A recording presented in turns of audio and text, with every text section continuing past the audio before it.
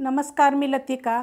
आज मी तुम्हाला झटपट असं सूप बनवून दाखवणार आहे। त्यासाठी बघा कढई गरम करत ठेवली आणि 1 चमचा बटर घेतलेला आहे आणि बटर काय करायचं आपण पूर्ण वितळून देऊया। बटर बघा वितळलेला आहे, गॅस आहे मीडियम। त्याच्यात बघा 3 लसणाच्या पाकळ्या मी असे बारीक एकदम कट करून घेतलेल्या आहेत। याच्यामध्ये अर्धा इंच आलं आणि थोडीशी एकदम हिरवी मिरची आहे आणि हिरवी मिरची जी घेतलेली आहे ना ती कमी तिखटवाली आहे, म्हणजे नाहीच्या बरोबर तिखट आहे। तुम्हाला तिखट पाहिजे असलं तर तिखट टाकू शकता आणि अर्धा इंच आलं आहे त्यात टाकायचा। आता हा मीडियम आकाराचा एक छोट्या आकाराचा एक कांदा, अर्धा जरी मोठा असला जरी टाकला तरी चालेल। तर 1 मिनिटभर आपण ह्याला चांगलं परतून घेऊया। परतून घेतलेलं आहे बघा। आता ह्याच्यामध्ये फ्रेश मका घेतलेली आहे 3 चमचे, अर्धी शिमला मिरची घेतलेली एकदम बारीक कट करून घेतलेली आहे, ही कोबी घेतलेला आहे, थोडीशी कोथिंबीर घेतली आणि 3 फरसबी एकदम बारीक कापून घेतलेले आहेत। ही वाटाणे घेतलेले आहेत, हे फ्रोझन वाटाणे आहेत आणि छोट्या आकाराचे एक गाजर घेतलेले ती पण असं बारीक कापून घेतले। आता हे सगळं टाकून घेऊया। तुमच्याकडे जे असेल का नाही ते आवडीनुसार टाकलं तरी चालेल। मी ह्याच्यामध्ये कोथिंबीर पण थोडीशी देठासकट घेतलेली आहे, त्यानं काय होतं चव छान येते। खूप रेसिपी टाकल्यात बरं का मी सूपच्या, पण हे कसं माहिती आहे का आता माझी थोडी तब्येत ठीक नाही आहे, काय खायचं मन होत नाही म्हणून मी अशा पद्धतीत करत आहे। तर ह्याला काय करायचं माहिती आहे का 1-2 मिनटं चांगलं परतून घ्यायचं। 2 मिनटं बघा मी परतून घेतलेलं आहे। तुमच्याकडे जर कांद्याची पात असली तर ती पण थोडीशी टाकली तरी पण चालू शकते, आवडीप्रमाणे भाज्या टाकायच्या। आता ह्याच्यामध्ये टाकूया आपण चवीप्रमाणे मीठ, मिक्स करून घेऊया। मीठ टाकल्यानंतर पण चांगलं मी परतून घेतलेलं आहे, गॅस आहे मीडियमच। आता तुम्हाला किती सूप पाहिजे त्याप्रमाणे ह्याच्यामध्ये पाणी टाकायचं। एकदम साध्या सोप्या पद्धतीत दाखवलेलं आहे। अशा आकाराचा ग्लास आहे बघा, 1 ग्लास टाकलेला आहे पाणी ह्याच्यामध्ये। आपण अजून थोडंसं यात पाणी टाकूया, अर्ध्या ग्लासाला बी थोडंसं कमी असं मी पाणी टाकलेलं आहे।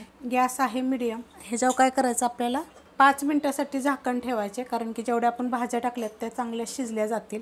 आपलं सूप शिजतंय तोपर्यंत बघा ह्याच्यामध्ये मी 1 चमचा कॉर्नफ्लॉवर घेतलेला आहे, त्याच्यामध्ये आपण काय करूया पाणी टाकून घेऊया आणि चांगलं कालवून घ्यायचं, जेणेकरून त्याच्या गाठी व्हायचे नाही। तर आपल्याला एवढं पण लागणार नाही, ह्याच्यापेक्षा कमीच लागणार आहे। जसं आपण वतू का नाही तसं आपल्याला समजेल की आपण किती टाकायचं ते। 5 ते 7 मिनटं झाले होते बघा, आपण झाकण ठेवलं तर मस्त असं बघा उकळलेलं आहे आणि आपल्या भाज्या पण सगळ्या चांगल्या शिजल्या गेलेल्या आहेत।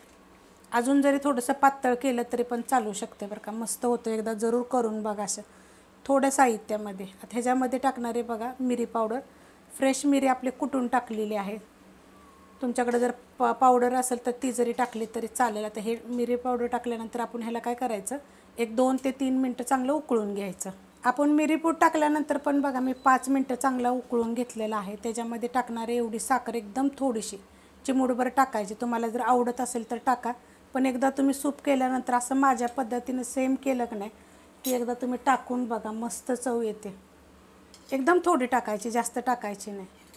आता आपण हे पाणी टाकून घेऊया, तर खाली असं बसतं बघा, असं हलवून टाकायचं आणि एकदम पण आता आपण 1 चमचा भरून घेतलं होतं, एकदम पण सगळं वतायचं नाही, थोडं थोडं वतायचं बघा। असं उकळलेलं आहे ना ते, अर्धं वतले बघा ना, अर्धं ठेवलेलं आहे आणि हलवायचं। तर हे आपण पाणी वतल्यामुळे ही गरम होतं आणि आपलं पाणी साधं होतं।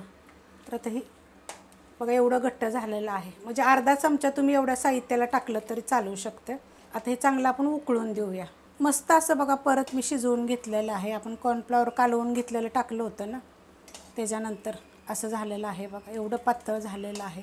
जास्त टाकूच नका, कारण आपण अर्धा चमचा म्हणलं तरी चालेल एवढ्या साहित्यासाठी, कारण जर हे थंड झालं की नाही तर मग जास्त घट्ट होतं।